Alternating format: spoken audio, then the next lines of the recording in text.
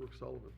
And if you, Mr. Gresham, if you did also introduce Sam. Well, good afternoon, everybody. I'm Cheryl Sullivan, Senior Executive County Treasurer, and this is Mr. Sam Gresham, Chief Deputy. And what we're doing today is we're going over our 2018 budget hearing outline, and I'm going to start with a recap of 2017. Thank you. We have our fourth team of Cristo Rey students. We enjoy them in each of the divisions of our department, and we're looking forward to continuing the partnership and relationship. We have a financial literacy outreach, and we are in continued partnership with Huntington, CME, OSU for Reality Days and Real Money, Real World programs. We have continued to increase our escrow accounts and our outreach on our escrow accounts. We did a special mailing in July to approximately 50,000 taxpayers. They didn't previously have a loan servicing company paying their taxes, and we're promoting our budget payment program. This has resulted in a 5% increase in participation in the program in 2 months, and we now have 14,827 participants. Our Microsoft Great Plains update. It's our accounting software, and it was updated to the most current version, and it's enabled us to engage a vendor to help us streamline the process of creating the daily cash statement to the auditor's office. This helps free up the staff's time to be more efficient and more effective in other areas of the office. In 2018, we anticipate continuing to build on the functionality offered in the Microsoft Great Plains software and provide additional support to include human resources and budgeting areas. Our Heartland Bank collection partnership, we just formulated the agreement with them where they will be our participating bank where individuals can walk in off the street and make payments for their taxes. They have also increased the number of their branches to 14, and they're moving their headquarters now to Whitehall. We serviced a little over 14,700 people through the Heartland Bank in their collection efforts, and we brought in about $39.47 million through their efforts. So we just completed also our RFP for banking services. The RFP was issued in early 2017. We had an internal committee evaluate all of the responses, and through their combined efforts, there was a unanimous recommendation. We are in the process of completing that paperwork and the contract negotiations now. Hopefully we'll have that completed by the end of the year. We were able to negotiate our tax lien sale with the same recipient that was awarded last year, TLOA. This is the second year in a row. They brought the complete package of all of the parcels available. That was 483, and it's total amount $3,494,972.73, and that's going to enable us to provide school districts and county levy agencies payments for back taxes. We did receive 3 identical bids for all of the parcels, and in order to break the 3-way tie, we noticed that the one company, TLOA, made specific effort to let us know that it was a priority to them to help homeowners maintain homeownership. And that was a focus for their company, and that was what we used to break the tie. We were able to make updates to our sheriff sale module. It's been streamlined, and we are now able to quote prorated taxes when we receive a check from the sheriff and for taxes out of the foreclosure sales. Our email billing initiative started in December of 2016 and has continued to gain users. We made enhancements to our fax system. We're utilizing an email vendor called Mailgun to verify email addresses, so it's a more efficient program. And we currently have 99,069 parcels that are a part of the email billing process. We have a new online payment vendor, Point and Pay. Point and Pay was deployed into production in February of 2017. It has assisted us with the promotion of email billing services by adding a link for taxpayers to sign up for email billing at the time of initiating a payment. The taxpayers appreciate any and everything that we make available to them online, so we're especially proud of this feature. They can also create a portfolio for their bills and schedule various payments themselves. And this update system also provides the office with real-time data for online payments, and that gives us the ability to provide better customer service. Our lockbox service is through U.S. Bank. It's a year-round operation now. We did have quite a bit of mail still coming to our office, and we have directed it all through lockbox. And again, that frees up staff for more efficient, effective use of their time rather than handling mail. And so the monthly escrow payments and tax contracts are being processed and posted more efficiently, and funds are being directly deposited into our bank accounts even sooner. We have server updates that were made. Aperta, fax, and RMS data exchange server. These are our communication servers between the auditor's office and the treasurer's office payment processing system. These upgrades will allow our systems to continue to function well into the coming years. Our investment advisory committee, we are in contract again with UACC, very happy with them. The contract was renegotiated and authorized by the county commissioners in January for a 3-year period starting February 1 of 2017. We're also very happy to be a part of the partnership with the Franklin County Convention Facility Authority for a potential third parking garage and bond purchase in 2018. Our website was updated, and we are in partnership with the county data center. They are our new server. The website has been receiving great responses, and it is mobile ready. We're going to continue to utilize partnerships with internal agencies, including the data center and the print shop. We've had a few upgrades on our floor. We provided needed upgrades for both staff and for our customers. We have security key access now to our doors, all of our internal offices. When I first became treasurer, I would get lost often on the floor, and it didn't matter what door I opened, I could go in. That's no longer an opportunity for anyone. We are secure at this time.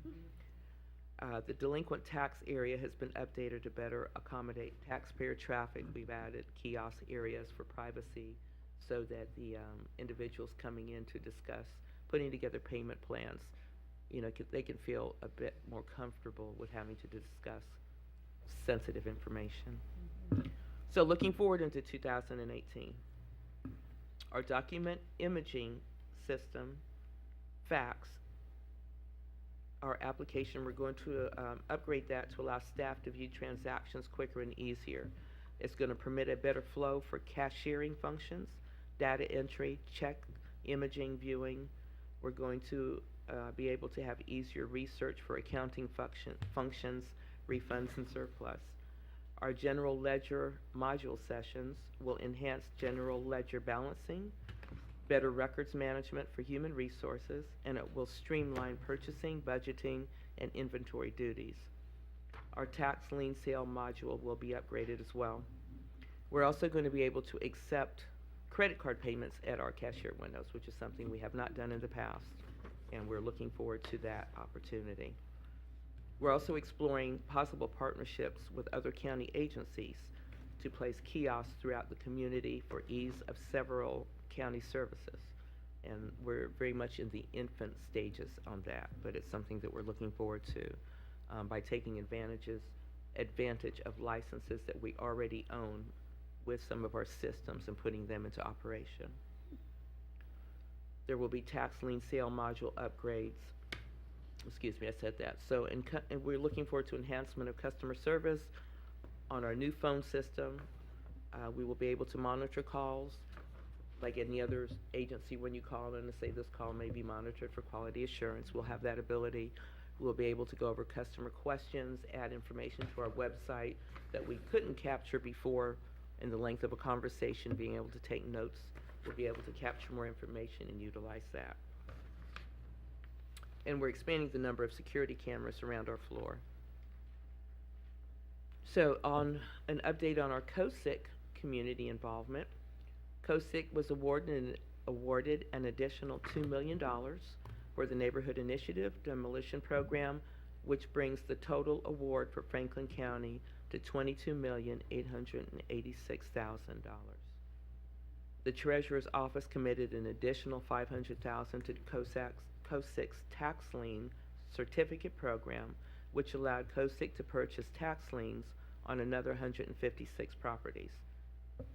COSIC continues to operate the Trusted Partnership Program and the Responsible Landlord Program, and they're both funded through their COSIC Delinquent Tax General Fund dollars. They are for housing rehabilitation, single residential new construction projects, providing housing for low to moderate income individuals. So to date, 90 housing units completed through the Trusted Partnership Program and 20 units completed through the Responsible Landlord Program. COSIC's 2018 initiatives include expanding efforts to acquire properties for nonprofit to use for affordable housing, expand efforts to utilize older, underutilized structures and land for economic development purposes, and they are also looking forward to demolition of all blighted apartment complexes in Whitehall under the name of Commons at Royal Landing, which was a building located on East Broad Street, Eastway Court, and Fairway Court. It is planned for a mixed-use residential and housing development program. That wraps up our 2018 projection, our 2017 highlights, and I would like to thank all of my staff, especially the directors that came with me today, and the county commissioners and the county team that has given me so much support and information and encouragement, and it has made it a great first 90 days. It's just been that 90 days. Yesterday, yes. It's been a lot that you've gotten in place, and I'm really happy to see the items that you mentioned that are gonna come online in 18, and I'm happy to see the things you're exploring and doing with making things easier for our residents to make their payments and to get some privacy to do that, and I like all of that. As Commissioner Boyce will probably ask you, I'm not gonna ask the general fund question. I will let you do that. No, you don't. Go ahead. Go ahead. Yeah, go ahead. So, how much of your budget is general fund? Do you know? Or I can refer that question to.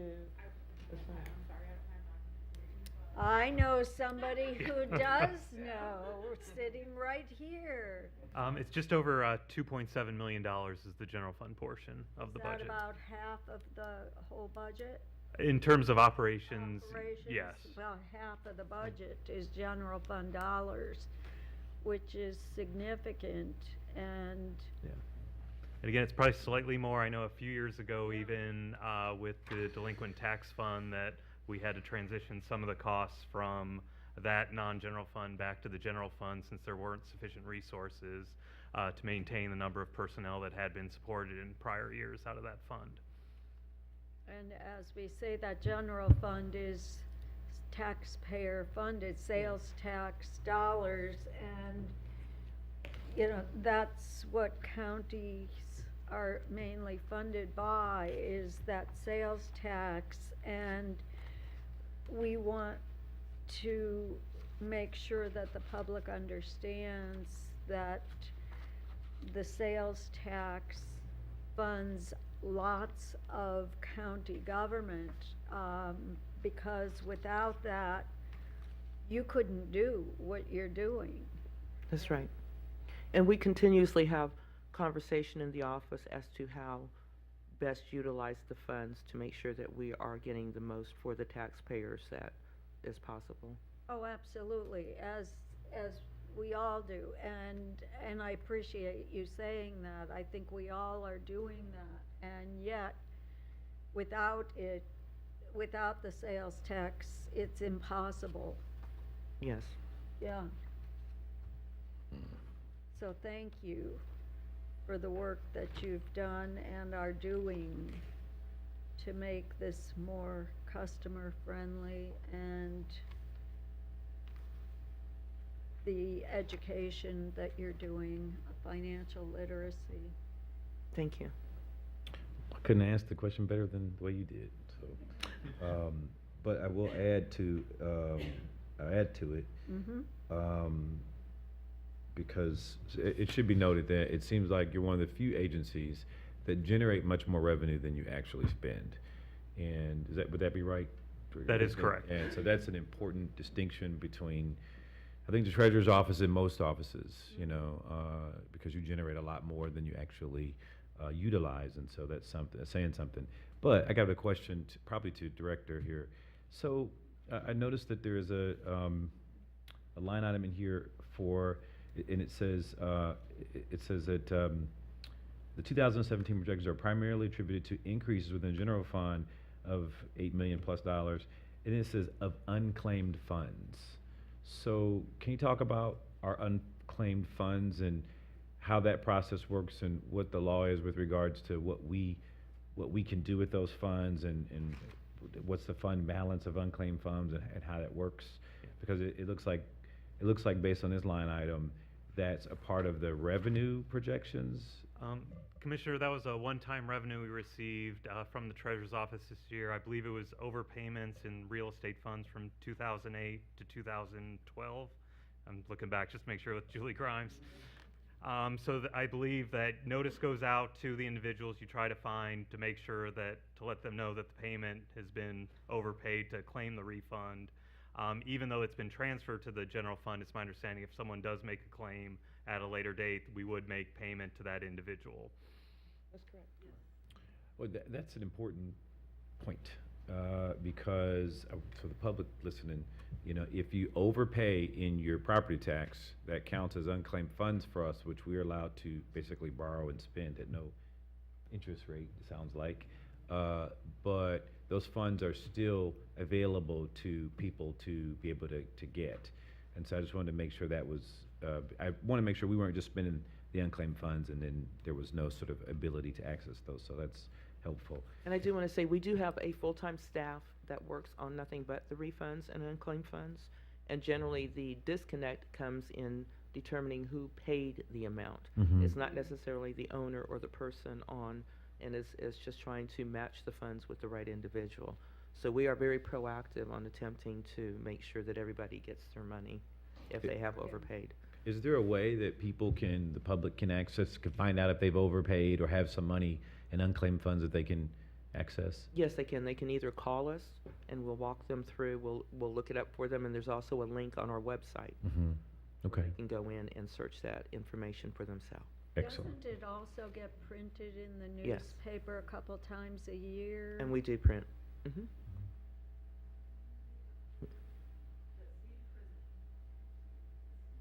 Yeah, let's get it right It's now. part Say of it, the, say it, it's yeah. part of the state. Our funds get reported as everybody else's in terms of unclaimed funds, but we directly do not post it.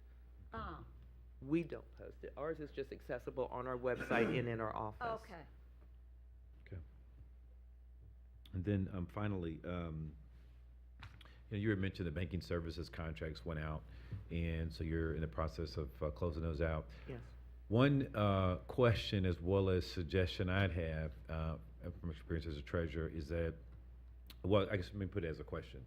Do you have someone on staff that is dedicated to monitoring those banking contracts, and particularly the fees that they charge? Because when you're doing large volume transactions with a banking institution, it's very common that there are fee mistakes made. Mm-hmm. And so I'm wondering, do we have someone that sort of monitors that and then reconciles that with the bank, probably on a monthly basis, considering the size of our accounts? Well, both Julie Grimes, Emily Perkins are both. We do.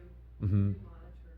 Because every year the banks do some sort of change up and they everything, and you have to double check to make sure that they're still charging you what they promised they were Mhm. going to charge you.